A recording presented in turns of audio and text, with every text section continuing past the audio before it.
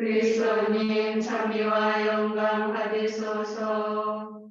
주님께서 여러분과 함께 또한 사제의 영광과 함께 마르코가 전한 우리 주 예수 그리스도의 순환기입니다. 아침이 되자 수석 사제들은 곧바로 원로들과 율법학자들 곧 온 최고의회와 의논한 끝에 예수님을 결박하여 끌고 가서 빌라도에게 넘겼다. 빌라도가 예수님께 물었다. 당신이 유다인들의 임금이요? 예수님께서 대답하셨다. 네가 그렇게 말하고 있다. 그러자 수석 사제들이 여러 가지로 예수님을 고소하였다. 빌라도가 다시 예수님께 물었다. 당신은 아무 대답도 하지 않소? 보시오, 저들이 당신을 갖가지로 고소하고 있지 않소? 예수님께서는 더 이상 아무 대답도 하지 않으셨다. 그래서 빌라도는 이상하게 여겼다. 빌라도는 축제 때마다 사람들이 요구하는 죄수 하나를 풀어주곤 하였다. 마침 바라빠라고 하는 사람이 반란 때에 살인을 저지른 반란군들과 함께 감옥에 있었다. 그래서 군중은 올라가 자기들에게 해오던 대로 해달라고 요청하기 시작하였다. 빌라도가 그들에게 물었다. 유다인들의 임금을 풀어주기를 바라는 것이요? 빌라도는 수석 사제들이 예수님을 시기하여 자기에게 넘겼음을 알고 있었던 것이다. 그러나 수석 사제들은 군중을 부추겨 그분이 아니라 바라빠를 풀어달라고 청하게 하였다. 빌라도가 다시 군중에게 물었다. 그러면 여러분이 유다인들의 임금이라고 부르는 이 사람은 어떻게 하기를 바라는 것이요? 그러자 군중은 거듭 소리를 질렀다. 십자가에 십자가에 못 박으시오. 박으시오. 빌라도가 그들에게 물었다. 도대체 그가 무슨 나쁜 짓을 하였단 말이오? 군중은 더욱 큰 소리로 외쳤다. 십자가에 못 박으시오. 그리하여 빌라도는 군중을 만족시키려고 바라빠를 풀어주고 예수님을 채찍질하게 한 다음 십자가에 못 박으라고 넘겨주었다. 군사들은 예수님을 뜰 안으로 끌고 갔다. 그곳은 총독 관저였다. 그들은 온 부대를 집합시킨 다음 그분께 자주색 옷을 입히고 가시관을 엮어 머리에 씌우고서는 이렇게 말하며 인사하기 시작하였다. 유다인들의 임금, 임금님 만세. 또 갈대로 그분의 머리를 때리고 침을 뱉고서는 무릎을 꿇고 엎드려 예수님께 절하였다. 그렇게 예수님을 조롱하고 나서 자주색 옷을 벗기고 그분의 겉옷을 입혔다. 그리고 예수님을 십자가에 못 박으러 끌고 나갔다. 그들은 지나가는 어떤 사람에게 강제로 예수님의 십자가를 지게 하였다. 그는 키네렛 사람 시몬으로서 알렉산드로와 루포스의 아버지였는데 시골에서 올라오는 길이었다. 그들은 예수님을 골고타라는 곳으로 데리고 갔다. 이는 번역하면 해골터라는 뜻이다. 그들이 모략을 탄 포도주를 예수님께 건넸지만 그분께서는 받지 않으셨다. 그들은 예수님을 십자가에 못 박았다. 그러고 나서 그분의 겉옷을 나누어 가졌는데 누가 무엇을 차지할지 제비를 뽑아 결정하였다. 그들이 예수님을 십자가에 못 박은 때에는 아침 9시였다. 그분의 죄명패에는 유다인들의 임금이라고 쓰여 있었다. 그들은 예수님과 함께 강도 둘을 십자가에 못 박았는데 하나는 오른쪽에 다른 하나는 왼쪽에 못 박았다. 지나가는 자들이 머리를 흔들며 그분을 이렇게 모독하였다. 너는 성전을 허물고 4일에 다시 짓겠다더니 십자가에서 내려와 우리 자신이나 구해보아라. 수석 사제들도 이런 식으로 율법 학자들과 함께 조롱하며 서로 말하였다. 하나님을 구원하시면서 자신을 구원하지 못하는군. 우리가 복 있게 이스라엘의 그 메시아는 지금 십자가에서 내려오시지. 예수님과 함께 십자가에 못 박힌 자들도 그분께 비아냥거렸다. 낮 12시가 되자 어둠이 온 땅에 덮여 오후 3시까지 계속되었다. 오후 3시에 예수님께서는 큰 소리로 부르짖으셨다. 엘로이 엘로이 레마 사박타니. 이는 번역하면 저의 하느님, 저의 하느님, 어찌하여 저를 버리셨습니까? 라는 뜻이다. 곁에서 서 있던 자들 가운데 몇이 이 말씀을 듣고 말하였다. 저가 엘리야를 보내네. 그러자 어떤 사람이 달려가서 해면을 신 포도주에 적신 다음 갈대에 꽂아 예수님께 마시라고 갖다 대며 말하였다. 자, 엘리야가 와서 그를 내려주나 봅시다. 예수님께서는 큰 소리를 지르시고 숨을 거두셨다.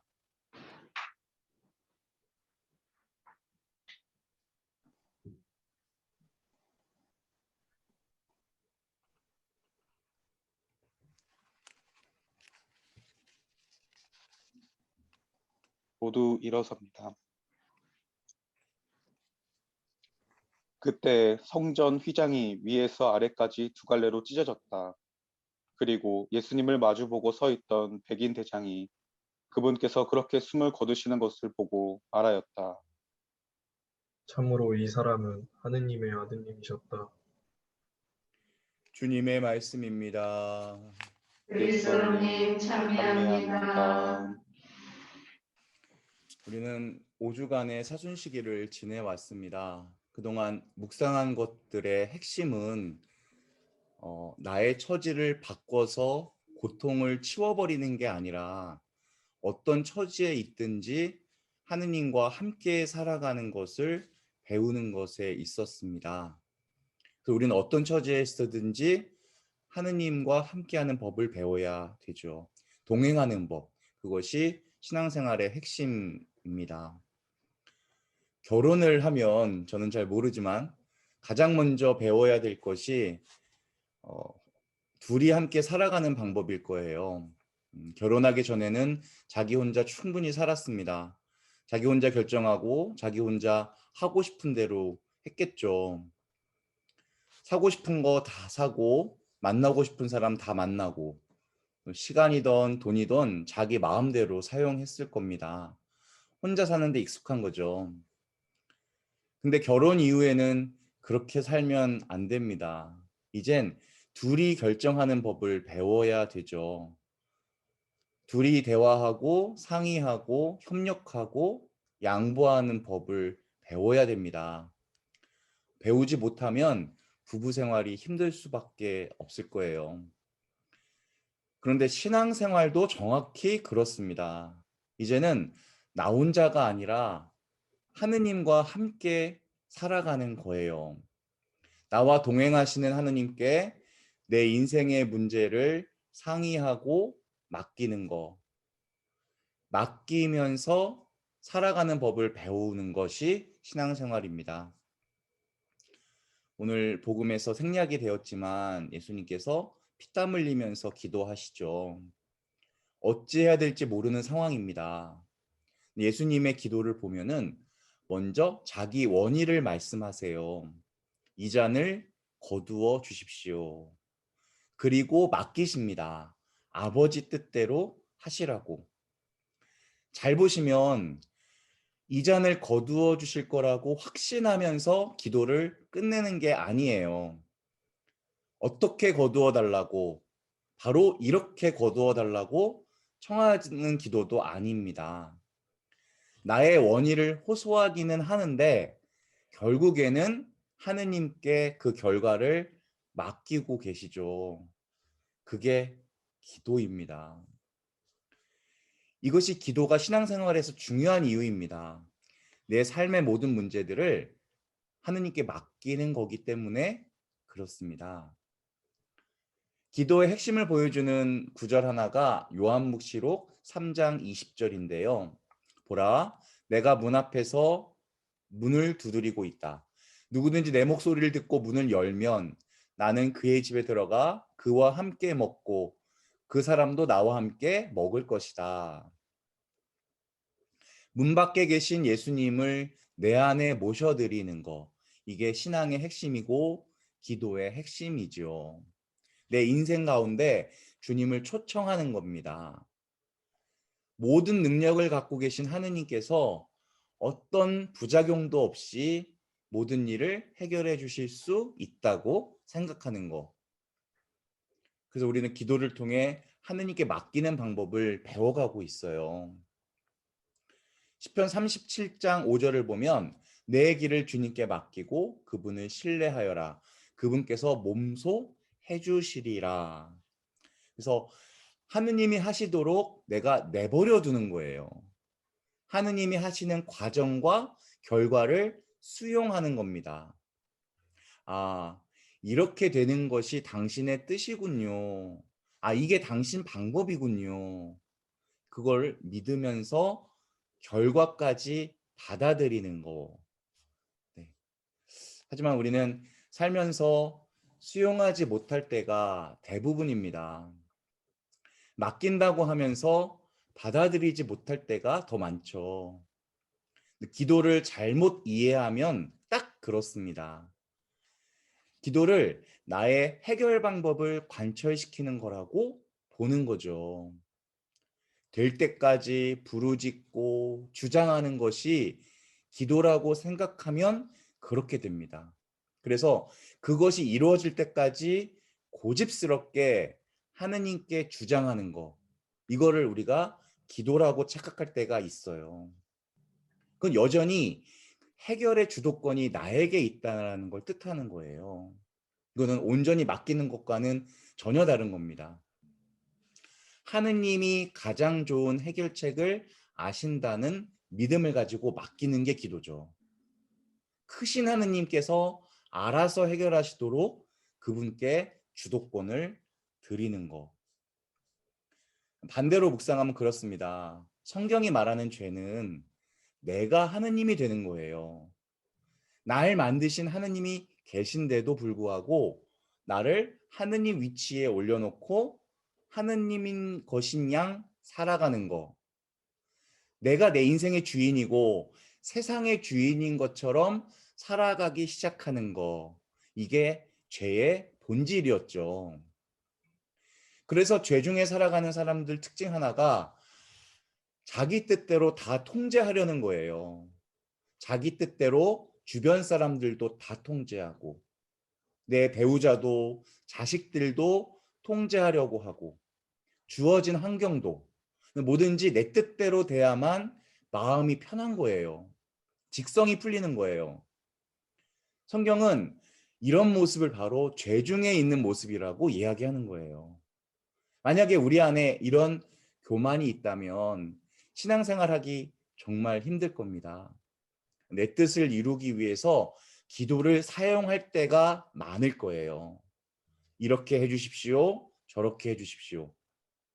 근데 내 뜻대로 다 되는 것이 진짜 선한 것인가? 내 뜻대로 다 되면 가장 좋은 것이라고 생각하는 것 자체가 교만이죠. 생각해보면 우리는 우리가 구하는 게 뭔지도 모르고 청할 때가 많아요. 우리는 선한 게 뭔지를 잘 몰라요. 그래서 반드시 필요한 게 맡기는 겁니다. 주님, 저는 이거 잘 모르겠습니다. 어떻게 풀어야 될지 도저히 모르겠어요. 사무엘 하건 12장을 보면 다윗이 밧세바를 범한 다음 아기를 갖죠. 이 아이가 시름시름 아픕니다. 다윗은 호소하면서 단식하고 땅바닥에 누워서 자요. 아무리 말려도 듣지 않고 식음을 전폐해버리죠. 일주일이 지났는데 아이가 어떻게 됐을까요? 살았을까요? 죽었을까요? 결국 죽었어요. 그래서 신하들이 왕께서 이 사실을 알게 되면 자결하실 수도 있는데 이걸 말을 해야 되냐 어떻게 되냐 막 고민해요. 신하들이 수군대는 것을 눈치챈 다윗이 물어봐요. 아이가 죽었소? 신하들이 예, 돌아가셨습니다 하면서 심쿵하죠. 이때 다윗이 어떻게 행동을 하느냐, 이게 굉장히 희한해요. 그러자 다윗은 바닥에서 일어나 목욕하고 몸에 기름을 바른 뒤 옷을 갈아입고 나서 주님의 집에 들어가 경배하였다. 그리고 자기 궁으로 돌아와 음식을 가져오게 하였다. 그들이 그에게 음식을 차려오자 그것을 먹었다. 그렇게 아이와 같이 죽어가더니 진짜로 죽었다는 말을 듣고 아 그래? 그러면서 씻으면서 맛있는 음식을 먹는 거예요. 아무 일 없다는 듯이 일상으로 돌아와 버려요. 너무 이상해서 신하들이 야, 임금이 왜 저러지? 살아계실 때는 단식을 하고 울더니 왕자님이 돌아가자 일어나 쉬어 음식을 먹는다고 임금이 미친 거 아니야? 라고 생각해요. 그때 다윗이 뭐라고 하냐면 아이가 살아있을 동안 내가 단식하고 운 것은 주님께서 제발 나에게 자비를 베풀어 주셔서 아이가 살게 될 수도 있다고 생각했기 때문이에요. 근데 지금 아이가 결국 죽었는데 내가 못하러 단식을 하겠어? 그렇다고 주님께서 아이를 다시 데려올 수라도 있다는 말이요 라고 말하는 거예요. 이게 다윗의 믿음입니다. 자기 뜻대로 되지 않았어요. 근데 원망하거나 낙심하지 않았어요. 우리 같았으면 어땠을까? 당신 하느님 맞습니까? 제 기도 지금 무시하세요? 아니, 당신이 계시기나 한 겁니까? 할 거예요. 다윗은 수용하고 받아들입니다. 아, 이게 하느님의 뜻이군요. 그리고 주님의 집에 들어가 경배했다고 했어요. 자기의 원인은 분명히 있었지만 모든 주도권을 다 맡기면 이런 모습이 되는 거예요. 제자들을 예수님께서 이제 파견하실 때 마귀와 병을 제어하는 능력을 주시죠. 그리고 나가라고 하세요. 근데 그냥 나가는 게 아니라 다 놓고 가라고 하시죠. 여장규칙. 여행에 필요한 가장 기본적인 것도 가져가지 말라고 하시는 거죠. 예수님의 여장규칙은 하느님이 아닌 다른 것에 의지하지 말라라는 뜻을 갖고 있어요. 제자들 마음은 어땠을까? 마귀와 병을 제어하는 능력은 지금 바로 확인 가능한 게 아니에요. 원래 제자들에게 없던 능력이었고요. 그걸 본 적도 없었어요, 제자들은. 평범한 사람들에게 이런 기적의 능력을 주신 거예요. 그거는 마귀 들린 이를 만나야지, 병자들을 만나야지 그때 확인이 가능한 능력이에요. 근데 나머지 다 두고 가라는 거예요. 제자들이 나갈 때는 굉장한 믿음이 필요했을 겁니다. 그런 능력을 줬다는 거예요. 그러니 다 놓고 나가라는 거예요. 나가는 게 뭘까요? 나가는 거. 이게 믿음입니다. 믿음으로 나가는 거예요. 제자들은 궁금했을 거예요. 확인하고 싶었을 거예요. 근데 확인할 길이 없었어요. 나가야지만 확인하는 거. 믿고 나가야지만 확인이 되는 거예요. 그럼 자기 판단, 자기 생각에 의지하는 게 아니라 예수님이 그렇다면 그런 줄 알고 나가는 거. 아, 이게 신앙이고 믿음이구나. 어려운 거죠. 어려운 겁니다. 오늘 기일을 맞이하신 유강호 미카엘 총장님께서는 아주 짧은 시간 우리 꽃대에 계셨지만 이러한 신앙의 모습을 저는 기억합니다. 믿고 나아가는 모습을 보여주셨어요.